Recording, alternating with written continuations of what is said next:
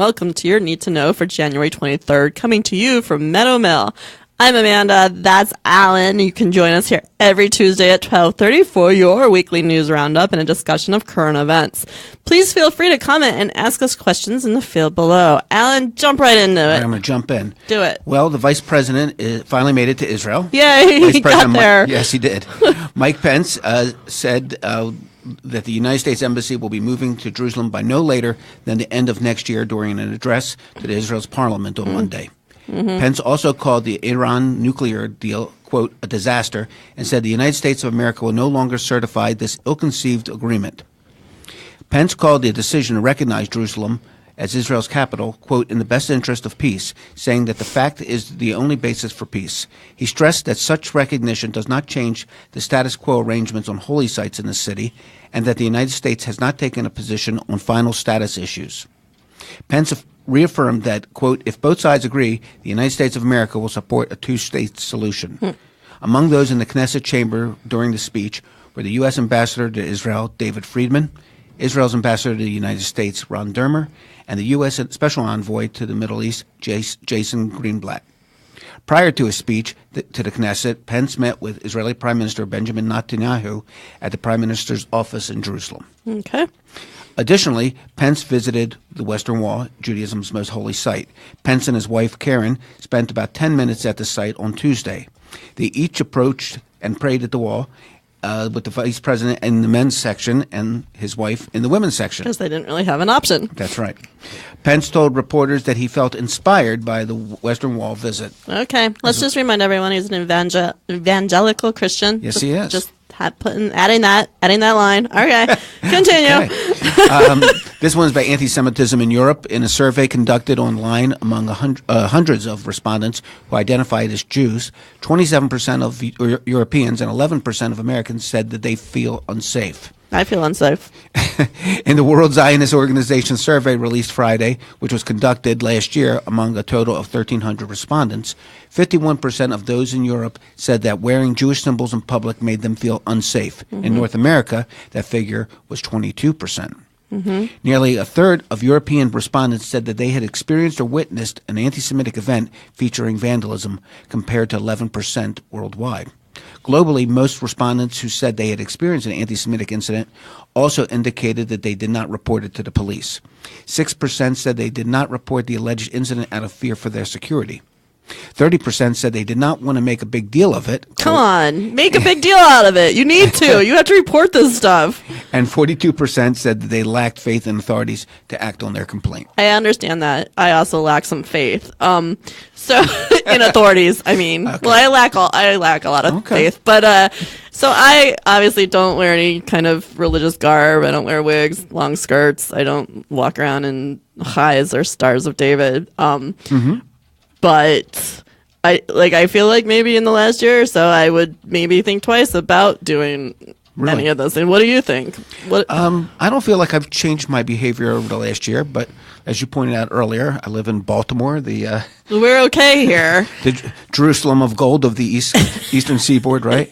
But if I was in some small town in Iowa, or not to disparage places like that, but I might be a little bit more cautious about wearing a yarmulke or a Star of David out. Right. So, but here in Baltimore, I definitely don't feel any different.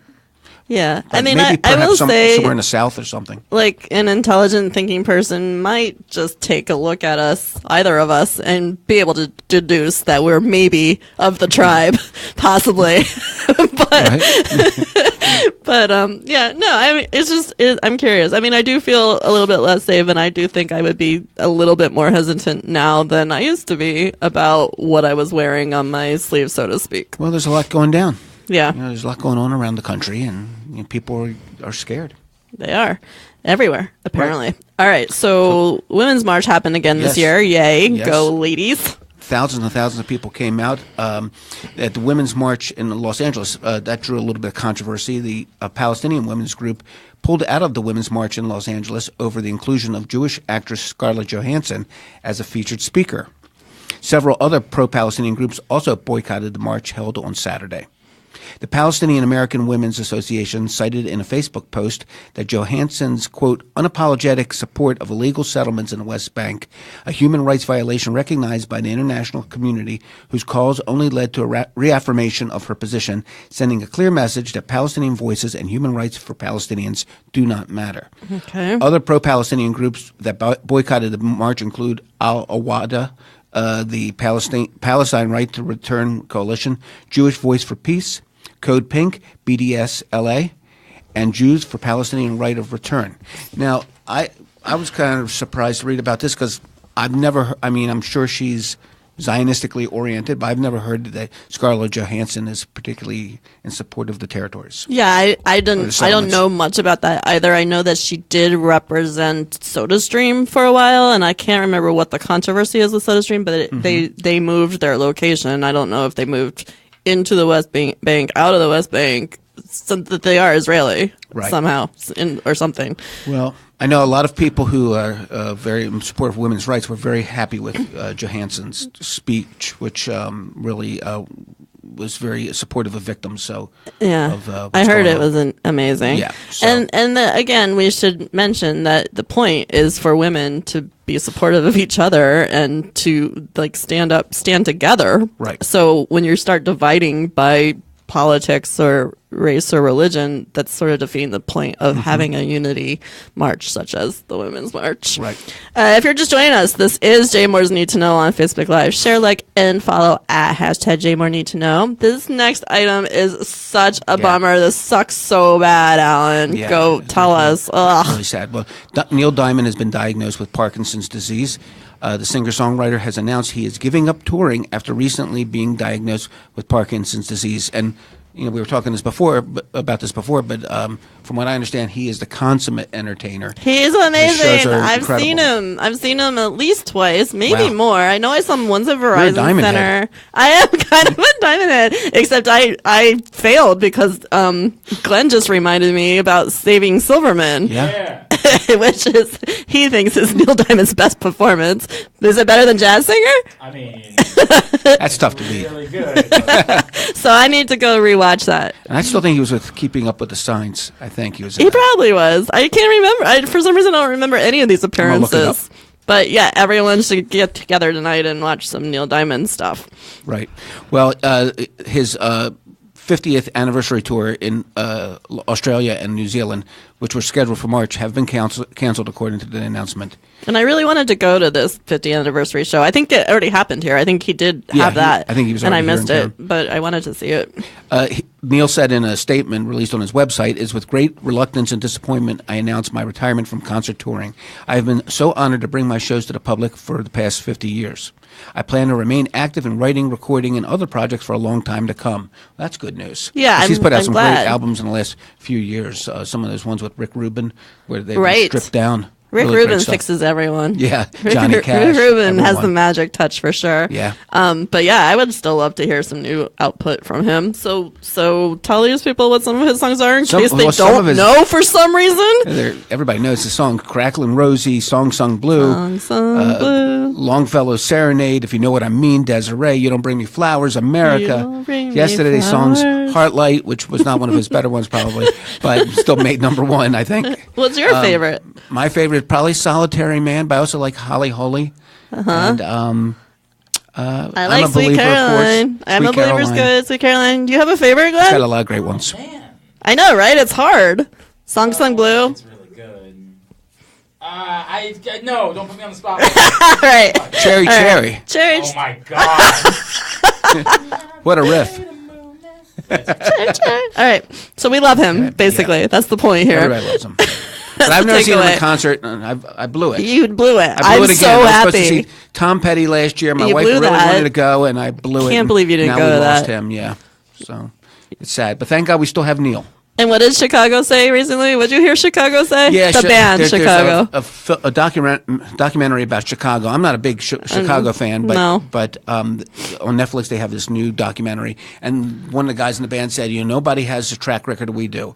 We've been around for 50 years, touring all the time, and nobody can touch us. And in my head, I was thinking, like, ever hear of this band called the Rolling Stones? They're still touring, still around, still pretty vital, I guess. Yeah. But also Neil. Neil has been touring for 50 years. That is a serious career. Incredible. It's incredible. Amazing. So we're going to miss him, but hopefully maybe he'll do occasional shows. You never know. Maybe. I mean, Michael J. Fox continues to work. That's right. So we'll see. So they're gonna celebrate his 77th birthday is January 24th. So that's tomorrow. 28th. Oh, no, 24th. 24th, yes, and tomorrow. on the 28th, yes.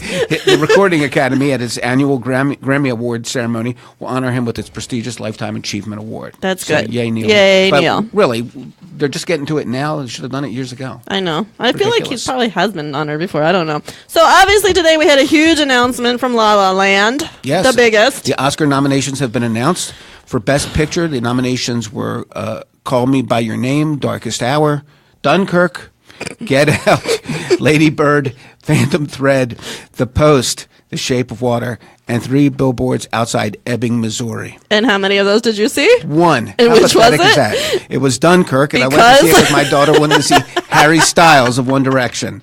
But yeah, I only saw one. I did see I, Tonya the other night, and I'm surprised it wasn't on this list. It was great. Very good. Yeah, I've seen 4 of those. I'm super happy about Get Out. You still need to go. You need to watch that movie. I didn't even realize that was still this year. I was thinking that was last year, but yeah, Get Out was great. I still want to see Call Me By Your Name and Phantom Thread. So tell us about the acting nomination. Okay. Well, for lead actor, it was Timothée Chalamet in Call Me By Your Name, Daniel Day-Lewis in Phantom Thread, Daniel Kaluuya in Get Out, Gary Oldman in Darkest Hour, and Denzel Washington, is that his name, right? Yeah, that's his name. Roman J. Israel Esquire. He plays a Jewish lawyer in that. No, he doesn't. Stop it. Nominated for lead actress were Sally Hawkins in The Shape of Water, Frances McDormand in 3 Billboards Outside Ebbing, Missouri. She's always great. She's always great. So it doesn't matter. She's always great. Margot Robbie in I, Tonya, and she was incredible in that movie. Fabulous, as was Allison Janney. Yes, she was. Saoirse Ronan in Lady Bird, and Meryl Streep. That's her name, right? Yeah, in The Post. Again. Yeah, so I see what you're doing there. Yeah, I see that you're assuming Meryl Where's and Tom Denzel Hanks? are given snubbed. Not on there. And also, we should note that James Franco apparently Franco. Pretty snubbed. Left in the cold. How about that? That's Some would say deservedly so. Maybe. Yeah. So what were the best director nominations? Best director nominations: Christopher Nolan for Dunkirk, which never ends. I really didn't love that movie. Longer than the battle itself. It gave me such a headache. I think Hans Zimmer. I think he did that soundtrack, and I think he maybe got nominated for that one. But the sound in it, I just couldn't stop. I mean, I guess it did its job because you were probably supposed to feel like you were on a sinking submarine or ship, but that's how I felt, and I was like, enough already. I can't 5 anymore. hours or something. Yeah, and what's his face? Kenneth Branagh standing on the deck. Right. Like that's all he did the whole movie, just standing on the deck. That's all he was waiting. Yeah, he's like just waiting on the deck. All right, such a good actor. You would think they could find something else for him to do. Also, Jordan Peele for Get Out. Yay! Amanda's favorite. Yep. Greta Gerwig for Lady Bird, which you liked but didn't love. I liked, but I don't think it's the best of anything. It was good. Paul Thomas Anderson for Phantom Thread, and Guillermo del Toro for The Shape of Water. The award show airs on March 4th and is hosted by Jimmy Kimmel. And Steven Spielberg, as you noted, is not on there. So we have a story up from JTA about some of the Jewish takeaways for this year's nominations. And basically the big takeaway is not a lot of presents by the Jews. Call Me By Your Name did get 4 nominations. It's a Jewish-themed film written by, I think, a Jewish author. Timothée Chalamet is Jewish. French Jew, right? So there was a lot there. Like we said already, James Franco was snubbed, probably from Me Too backlash. The Israeli film Foxtrot, which was a front runner and people say is incredible, didn't make the cut. That's surprising. And then we do get Daniel Day-Lewis, who did I know? I don't even know. I don't know that I knew that one. Glenn didn't know it either. But See? Neither of us Or did knew he that. care? He didn't care, but he could get the award because he's supposedly retiring. Right. So they probably, He's supposed to be phenomenal in it too. Yeah. Yeah, I know. He's supposed to be phenomenal in everything he did. Right. All right. So, let's do the J word of the day. Okay. I picked this one because it's what our entire February issue is about. Absolutely. So I thought folks better get familiar now. Okay. Well, the J word of the day is a Yiddish one. It's beshert. It's a word that beshert. Every Jewish person should know that And one. Glenn also should know it. Right. Yeah. As a delayed reaction. Yeah, he wants to know it too. So, What does it mean? It means destiny, fate, or meant to be, your intended one. Mm-hmm. That's how people use it. Although they say it for in general too, like, oh, that was just beshert that, the Titanic was going to sink or whatever. yeah, that's not. I thought it was supposed to be positive. It doesn't have to be positive. No, I think it just means destiny So it's or like fate. kismet, sort of. Yeah, kismet, exactly. Kismet. All right. Usage, I'm lucky to have already found my beshert. Some of us are still searching for our soulmates. Wow, you don't Very need to nice. rub it in like that. So that's going to be it for us today. Remember to join us here Tuesdays at 12:30 for your Need to Know News Roundup. Don't forget to comment, like, share, and follow at hashtag #JMoreNeedToKnow. And go to jmoreliving.com for more news updates. Good luck finding your best shirt. Bye. Bye-bye.